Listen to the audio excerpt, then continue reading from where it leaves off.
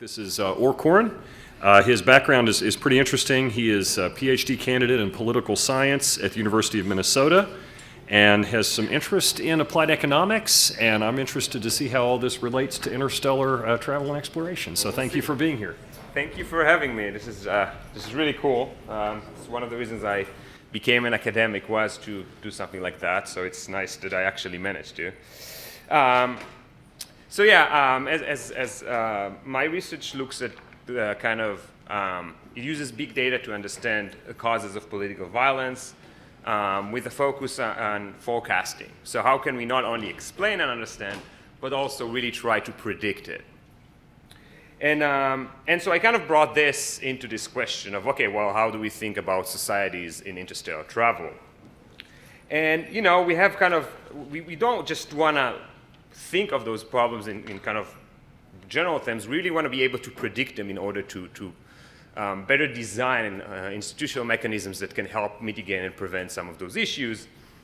And to do so, we really need an empirical approach. We can think of a lot of reasons. Sci-fi offers a lot of great examples of kind of those potential, what life on those spaceships would look like. But, you know, there's an advantage of an empirical data that we can actually say, here's what the data tell us. It's an objective kind of measure.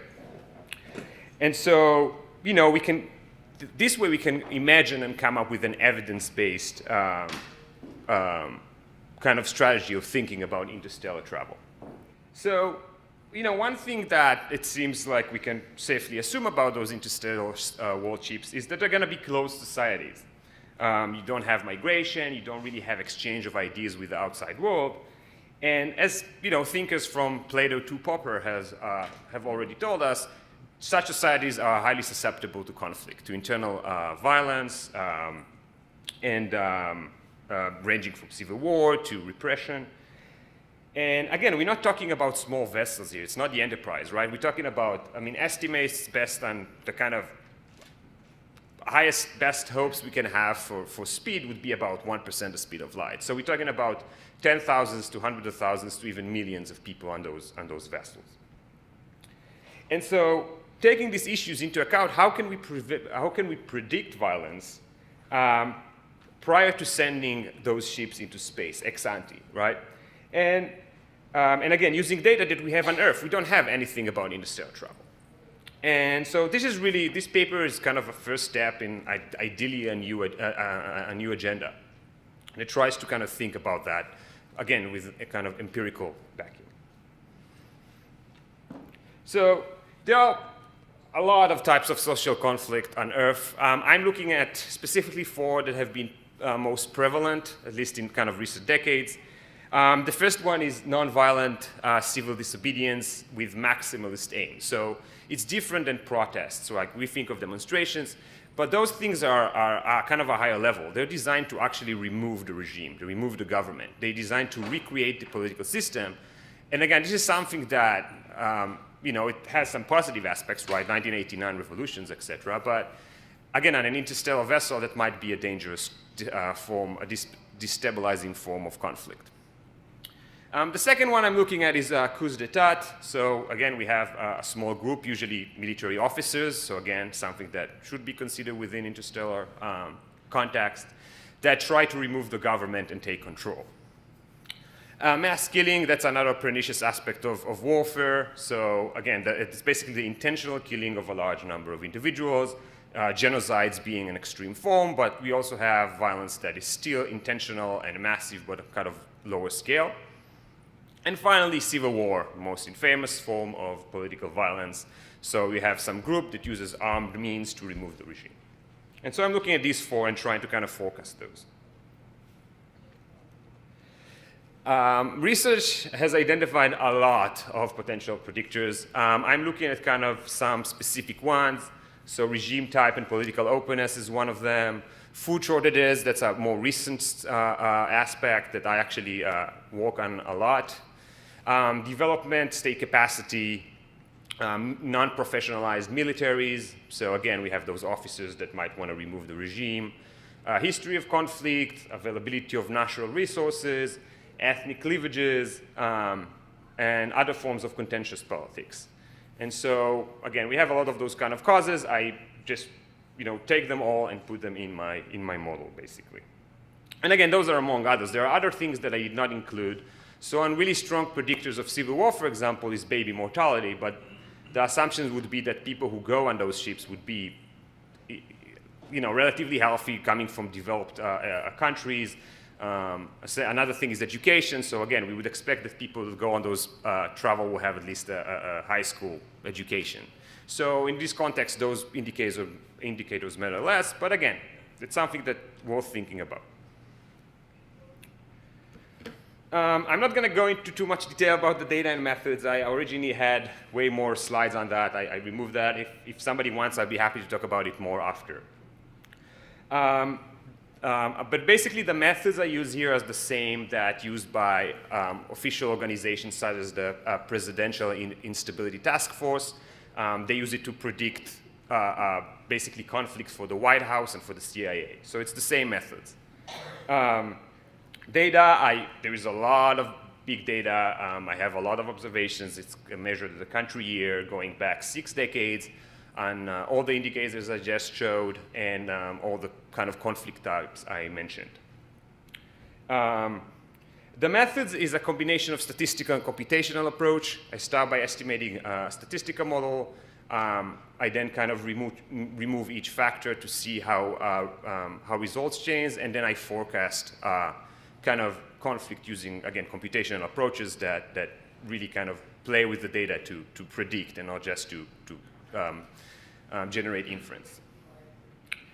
And I do it in 2 phases. I start with just all countries, but then, those interstellar travel world ships there are going to be high-density societies. It's going to be a lot of people.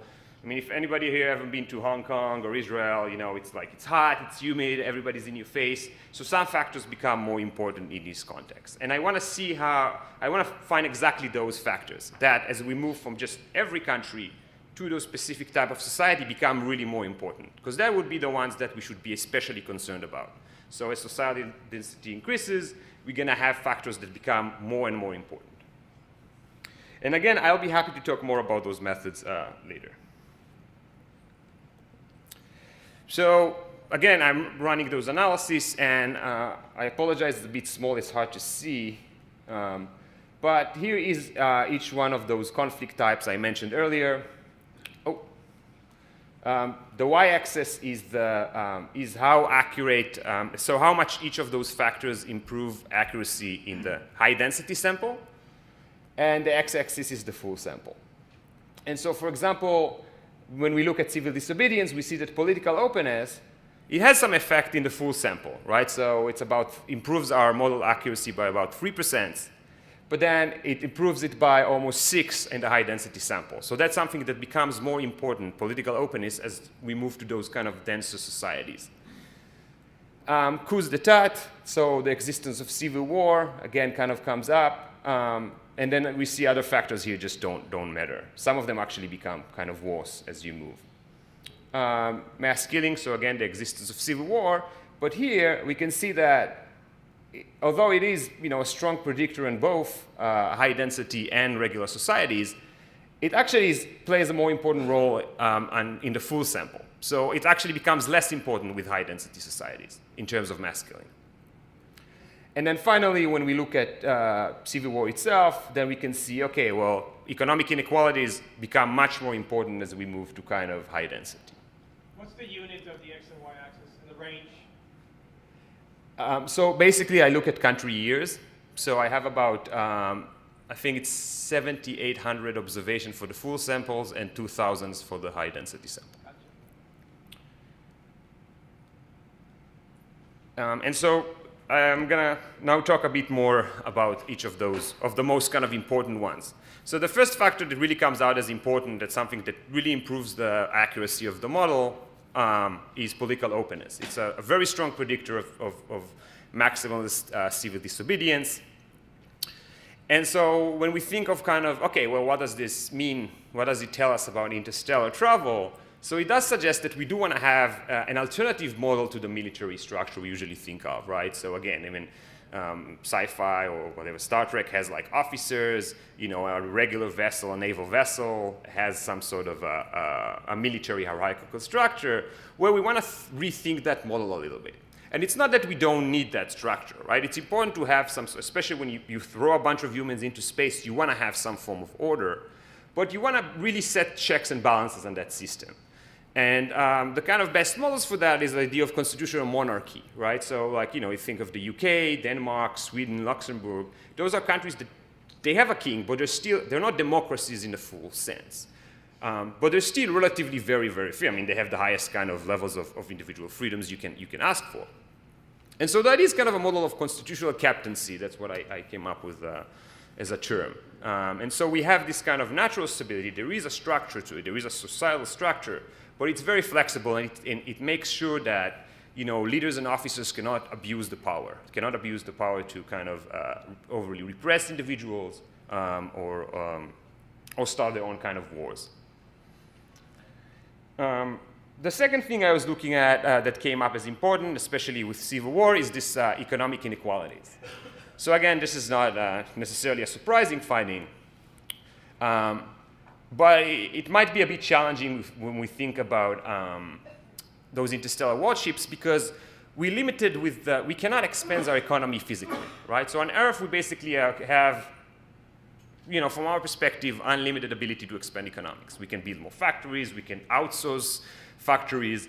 But on those like interstellar ships, you cannot really extend the size of the economy. And you want to make sure that people make enough money, that economic inequalities do not matter as much. And you know, we have a lot of this raw material that we can harvest, but again, putting most people to work so that they can kind of support themselves might be more challenging. And we do want to create economies of scale. So 2 days ago, we went and we saw that rocket factory. And one of the things that amazed me was that they build 12 of those a year, so it's basically artisan work. It's not hammers, but it's close to it. It's kind of large, sizable hammers. It's not automated. It's really, you have this person who sits there and, you know, they kind of walk with the metal. And one of the reasons is because there's no economies of scale in those factories. They basically make 12 of those a year. It's kind of manual thing. And we really want to think of, you want to scale the economy of one of those ships. And one way of doing that is this kind of notion of a virtual economy. Right? So we have companies like Facebook that are very profitable. A lot of people make money through Facebook, but it doesn't really have almost any physical presence. You know, the Instagram model, right? So Instagram comes out, a lot of people can make money by like selling stuff through Instagram.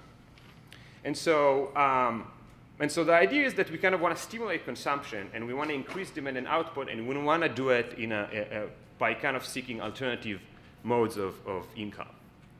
And there are issues with that, because a lot of it is going to be informal economy, and that's exactly what the kind of developing world is trying to escape. But again, that's something that could be solved later. Another predictor was ethnic cleavages. Unsurprisingly, it's a strong predictor of civil conflict. Now, you can say, okay, let's just send one ethnicity to space. Well, there are both moral and physical problems with that, right? Physical, because people might, diseases like Tay-Sachs might be an issue. We're going to have genetic limitations. And then there's the moral issue of sending a bunch of basically Ubermenschen into outer space. We don't want to do that. And so an alternative approach is multiculturalism. It's kind of quasi-Canadian model. There are some people in Canada that really push for that. It never really passed. But the idea is that you allow for group traditions, even if sometimes they trump liberal, individual liberties, in order to maintain a group liberty coherence. And now it's kind of anathema to those of us who, in the US, individual freedoms are really above else. But, it is a way of allowing for those multi-ethnicities and allowing for kind of tolerance within that society, within, again, limitation. And there is a lot of discourse on what is good and what is bad in those regards. And again, you want to educate people, of course, like education is another good way of kind of overcoming some of those issues.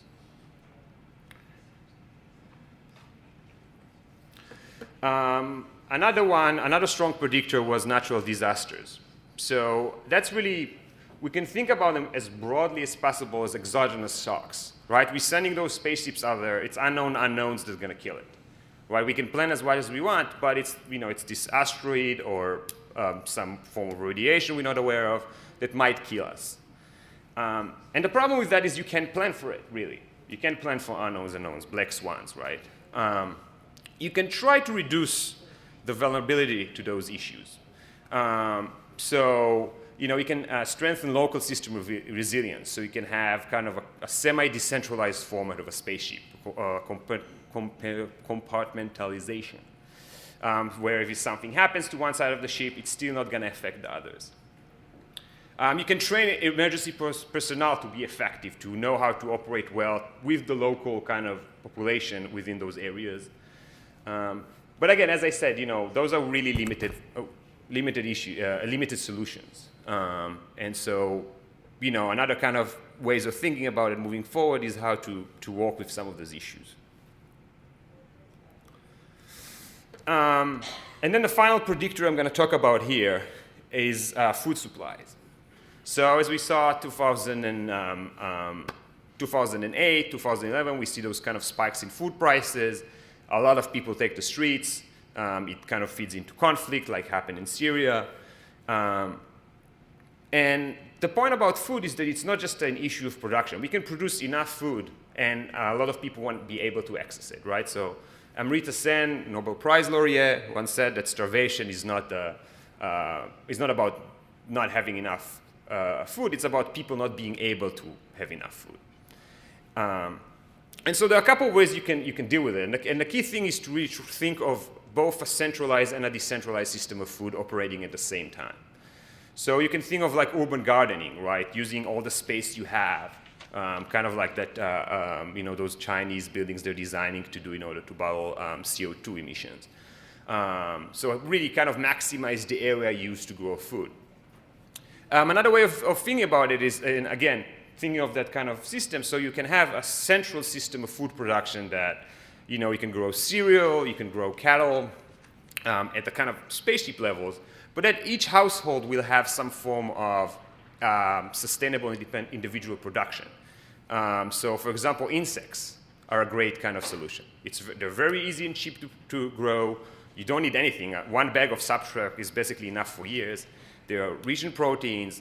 And so the idea is that if something happens to the central system, those individual households all over the ship are still able to sustain themselves. And then again, that prevents a lot of those grievances that can arise if something happens to central food production and people don't have enough food. There are other factors. I didn't get into them because they didn't really help much with the accuracy of the models. Something like oil prices. But as I said, they kind of seem to be marginal, at least within that, the framework of that analysis. So some potential limitations with this study behind the obvious ones of using Earth data to try to forecast centuries into the future into interstellar travel. So the models I use are very specific. Again, they're widely used by those organizations, but there are better models to use. They are more kind of specific or sensitive. More sensitive prediction tools also exist. So again, moving forward, that might be another way of kind of rethinking it. It's trying to calibrate our predictions. And then theoretical. New technology might change politics, right? I mean, Marxism basically is, Marx was a technological writer. He emerges in response to a certain technological change that also has an impact on politics. So that's another thing that, thinking in the future, if we have some brand new big technological development, that might change the way politics happen. And so kind of to conclude, basically what the data tells us about interstellar travel according to the data we have now. So we're going to have a multiculturalist, semi-decentralized, autarkic hybrid of Sweden and Singapore would be the way to think about it, maybe. And again, this is just the new item on a kind of hopefully what's going to be a interesting agenda. So thank you very much. I'm Greg Matloff, and the question I have for you losing my voice, sorry, deals with your concept of a single ship and an isolated society. And that may come from what Alan Bond and Tony Martin did in their great papers on world ships, but that's not the only way to look at it. You could send a fleet, or the world ship itself could be subdivided as in two rotating cylinders like an O'Neill Model 1 colony. In a case like that, you could have limited contact between the people in one cylinder and another, and that may add to social stability. No, that's a good point. I mean, I think sending a fleet is it might be a bit more kind of pricier and complicated, but I think the second idea about creating it's basically the same ship, but it's kind of compartmentalized, that I think that would be the idea to think about it. So there is some, but that would still be that those two societies are completely isolated from they don't have regular contact with Earth, and that's where it kind of came from. But I completely agree. The notion of a decentralized vessel, I think, is a great one to think of. Yeah. Hi, Michael Lynch. In the world ships of the future, will there be money? Well, I mean, if we think of an economy the way we think about it, as I'm mentioning, in a virtual framework, then yeah, I think currency is a crucial way to promote, to not only build economic system, but also social institutions and political institutions. So the way I was approaching it, I was using Earth data. So yeah, the assumption is that currency is, it's highly relevant, but that might change, as I said. Yeah, well, there's theorists now saying that in the near future here, like, we'll have a minimum wage where everybody, whether they're working or not working, will be getting a minimum. So is that how it would happen, and maybe in the future? Well, I mean, again, that might be. As I said, I'm using the Earth data that we have now, and that's not. And so that data reflects the current economic system. It might be, but you still need to have people. So even if you get the minimum wage, you still wanna. A lot of people work, especially in developed countries, because it's part of what fulfills you. So you still need to have those issues. But yeah, I mean, if everybody makes the same, then you can technically, at least theoretically, overcome the issue of economic inequalities. History is pretty ambivalent on whether it's possible. Doug Loss, when you talk about multiculturalism and ethnic characteristics being able to trump the overall societal characteristics, doesn't that kind of build in the ethnic cleavage that you're trying to mitigate? Well, that's the thing. So the notion of multiculturalism comes in order to not do that. So the idea is that the way ethnic cleavages usually manifest themselves is when you have either kind of elites that might, at least, again, historically from what we see. So Yugoslavia is a great example. So you have a lot of inter-ethnicity marriages and everything. I mean, until basically the Civil War, it's a fairly, despite the fact that there are a lot of ethnicities, it's still relatively well kind of hanging in the balance. And so what happens is that when you start having kind of elites that manipulate it, then it becomes dangerous. And so the idea of multiculturalism is it allows you kind of mitigate the effect of such elites. So by being able to really practice and feel more kind of safe within your kind of ethnic practices, even if those might kind of clash with individual rights. And again, there is one of the key things with multiculturalism is that there is a lot of discussion on what you can and can't do with it. That's why it never really caught in Canada. They do have some acts that work really well. I mean, Will Kimlicka is a very famous theorist that has been constantly writing about it, and he advocates for this specific approach. And I'm not saying that you need to go all the way like this, but the idea of multiculturalism in essence is to exactly take the stuff that could, boil and somehow distribute it by letting people kind of feel more relaxed in what they do. Yeah. Some research at Ames and elsewhere has shown that isolated groups function more smoothly if there is a gender imbalance with more women than men. And I was wondering whether this could be manipulated biologically so that more girls were born than boys, and it might improve domestic peace. That's an interesting. That was not in my data or my theories, but that's not a bad notion. I mean, I would be happy to be on a ship like that. Given the post-EU history, European Union history of Turkey, do you have any concerns about including an Ataturk-style policies in your conclusion and recommendations? So, like, do you mean, so the whole notion of Ataturk is exactly that. It's stripping the whole notion of, it basically uses the institutions of the state to trump individual practices. And the idea of, that's the notion of multiculturalism, is that it limits the state's ability or the society's ability to do that.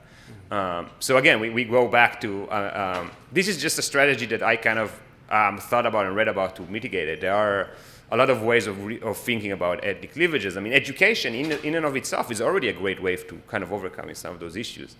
So I mean, I think that, yeah, I do think that you might want to think a bit about the, like the Ataturk policies of completely separating. And I mean, we see what's happening now, right? It's kind of making a comeback, and you don't want that to happen when you're stuck in space. So yeah, it's a good point. Yep. George Hathaway. What's the notion in your model of self-policing or policing from a different group within the society? I'm talking about, presumably there will be laws or methods of maintaining the peace, but they are likely to be, according to the model so far, just endogenous. Are there any ideas that you have had with regard to policing or maintaining the peace exogenously? I don't mean from outside the ship, but I mean from a group of either humans or non-humans made up of the travelers. Well, that's a good point. I mean, one of the reasons I used predictive methods rather than just kind of sheer statistical stuff is because they're much better with endogeneity. So if you're just looking at forecasting, then it doesn't matter if things are endogenous or not. That's an interesting question. I mean, I think that the idea of thinking of this constitutional monarchy model should help with some of that stuff, because you do have this exogenous structure, right? This is the power structure that is, it has a captain, it has those officers, but at the same time, you want to really like place some checks on those powers, and that does make it endogenous. I mean, that literally introduces huge amount of endogeneity into that, both the theory and the model. So I don't know what to say about that. I do think that, you know, those are one of those things that you want to, again, kind of future research might need to think more about, especially the policing kind of side, because, you know, it's how you prevent. It is kind of a very hard balance to achieve. Yeah. Let's thank our speaker one more time. Thank you.